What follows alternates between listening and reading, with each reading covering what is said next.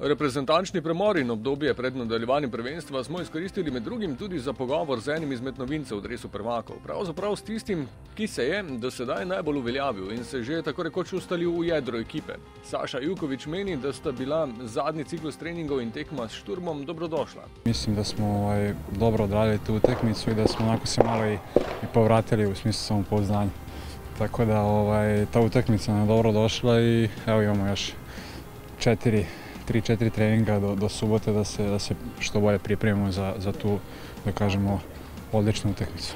Za osrednjega branilca je obdobje prilagajanja mimo. Odigral je že 5 prvenstvenih tekem in dodobra spoznal način igranja v Sloveniji ter konkurenco. Vidio sam da se radi stvarno o dosta kvalitetnoj ligi, o visokom, onako dosta visokom nivou, gde se dosta i trči, da ima dosta duela, da ima ekipa koji znaju da igraju, tako da onako neki opšti utisak o same ligi je onako vrlo visok i onako mogu kažem da sam iznenađen da je liga stvarno dobra i kvalitetna. Obenem je bilo tudi že dovolj časa, da se je udomačil. Maribor mu ni več čisto tuj. Mislim, uvek je početak težan. Kad se dođe treba da se malo i privikneš i na naravno novi klub i na saigrače i na sam grad, ali sve to proteklo u nekom brzom periodu i mislim da se onako prilagodio dosta dobro, da su momci stvarno me prihvatili dobro.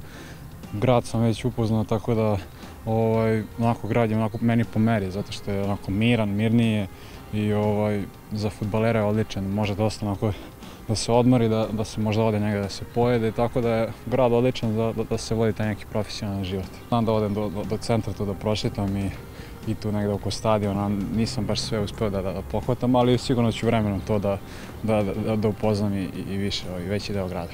Edino, kar zaenkrat kvari celoten vtis, so nekoliko slabši rezultati, toda vzdušje v slačilnici ostaja pozitivno, z mislijo, kako priti čim prej na zmagovito pot. U svakom velikom timu se dešavaju, da kažem, malo neke krize u rezultatima.